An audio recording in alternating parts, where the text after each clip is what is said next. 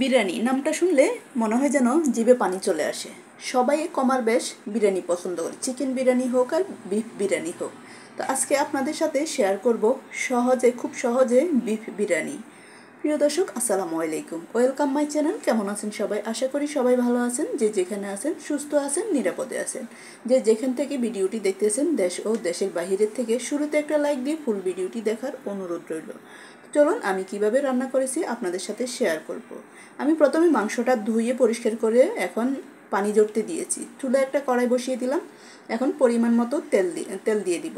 আমি রান্না করব, মাংস নিয়েছি প্রায় 2.5 কেজির মতো, তাই একটু বেশি করে রান্না করব। সব কিছু বেশি বেশি, আপনারা কম বেশ করে রান্না করলে ওই পরিমাণ মতোই দিবেন।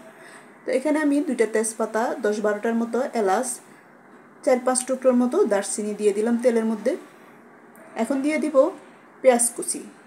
আমি এখানে 3টা পেঁয়াজ কুচি দিয়ে দিলাম, বড় সাইজের 3টে পেঁয়াজ কুচি। এখন আমি ভালোভাবে একটু ভেজে নিব তেলের মধ্যে। তেলটা গরম হয়ে আসলে ভালো, পেঁয়াজটা আমার প্রায় ভাজা হয়ে গেল। এখন দিয়ে দিব 1/2 কাপের মতো আদা বাটা, 1/2 কাপের মতো রসুন বাটা। এখন ভালোভাবে আমি তেলের মধ্যে ভেজে নিব, আদা রসুনটা যাতে ভালোভাবে কষিয়ে যায় আর আদা রসুনের যে কাঁচা একটা স্মেল আছে, স্মেলটা যাতে চলে যায়।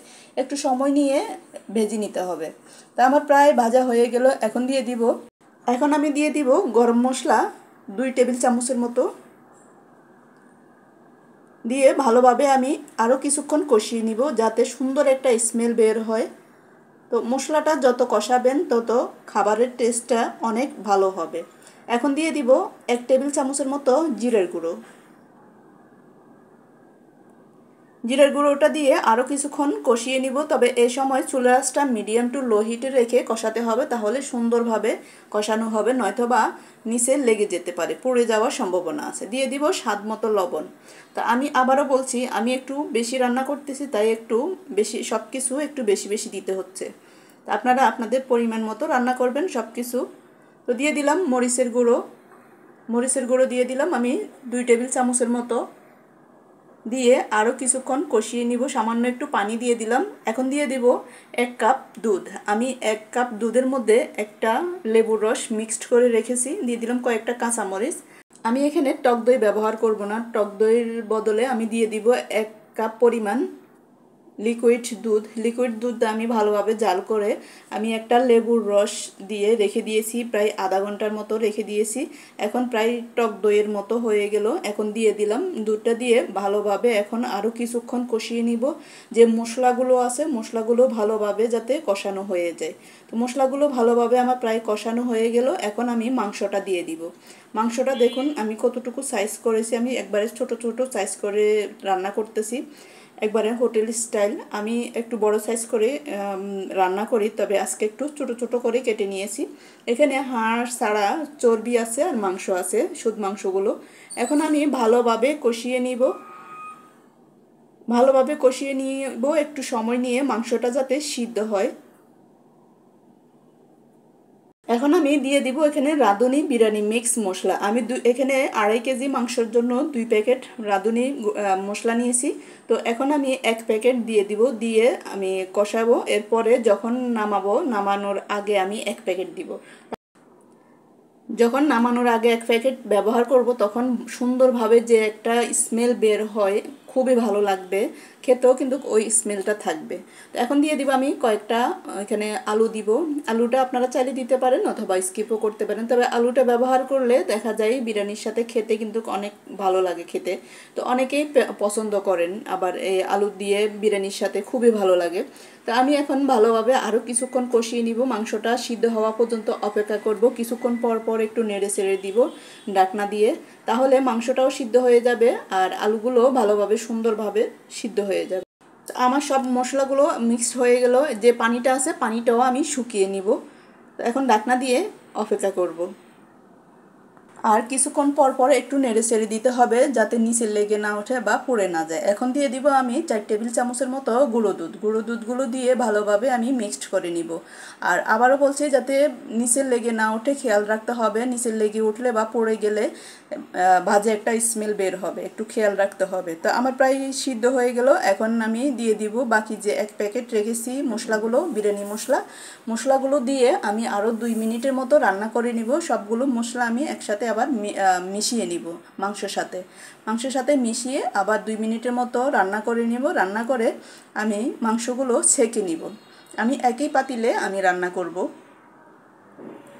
তো আমার মাংসগুলো হয়ে গেল, এখন আমি উঠিয়ে নিব। তবে আমি এখানে মাংসটা আমি 80% সিদ্ধ হয়েছে আর 20% বাকি আছে। তো আমি সবগুলো মাংস ছেঁকে নিয়েছি। এখানে আমি চাউলটা দিয়ে দিলাম। চাউলটা আমি ধুয়ে নিয়েছি। এখানে আমি চিনি গুঁড়ার চাউল দিয়ে রান্না করেছি।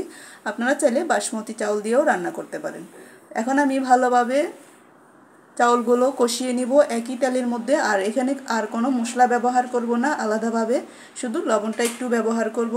তবে খেয়াল রাখতে হবে আমি মাংসতে কতটুকু পরিমাণ লবণ দিয়েছি ওই পরিমাণ মেপে আমার লবণটা ব্যবহার করতে হবে চাউলের মধ্যে।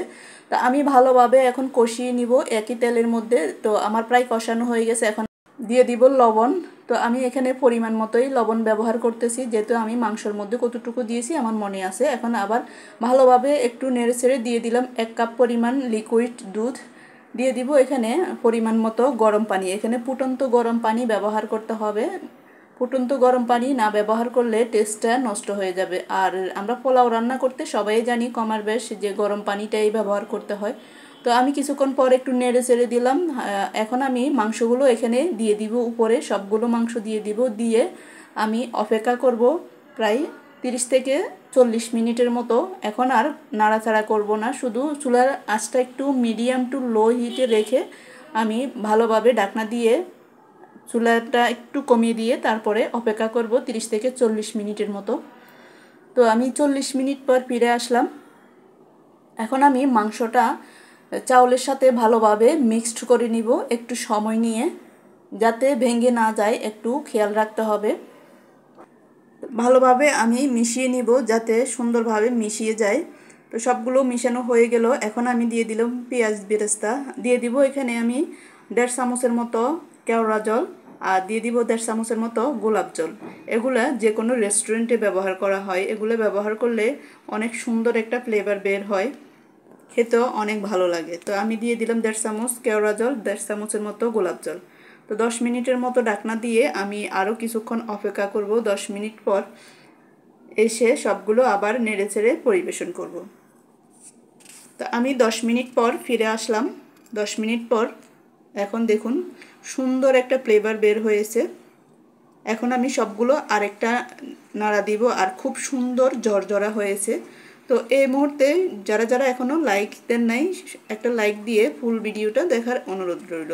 আর যারা যারা ভিডিওটি দেখছেন সবাইকে অসংখ্য অসংখ্য ধন্যবাদ। তো আমি সবগুলো ভালোভাবে আবার মিশিয়ে দেখতেছি আরও একটু শক্ত আছে, তাই আমি আরও 10 মিনিটের মতো অপেক্ষা করব। তো 10 মিনিট পর ফিরে আসলাম। দেখুন কি সুন্দর হয়েছে, খুবই ঝরঝরা হয়েছে, খেতেও কিন্তু অনেক মজা হয়েছে। আর আমার এই ভিডিওটি আপনাদের কেমন লাগলো, যদি ভালো লেগে থাকে লাইক কমেন্ট শেয়ার করে পাশে থাকবেন। আপনাদের একটি লাইক একটা কমেন্ট আমার ভিডিও তৈরি করতে উৎসাহ জাগে। তো সবাই ভালো থাকবেন, সুস্থ থাকবেন। আমার এই রেসিপিটি কেমন হয়েছে কমেন্টে জানাবেন। সবাই ভালো থাকবেন। আল্লাহ হাফেজ। আসসালামু আলাইকুম।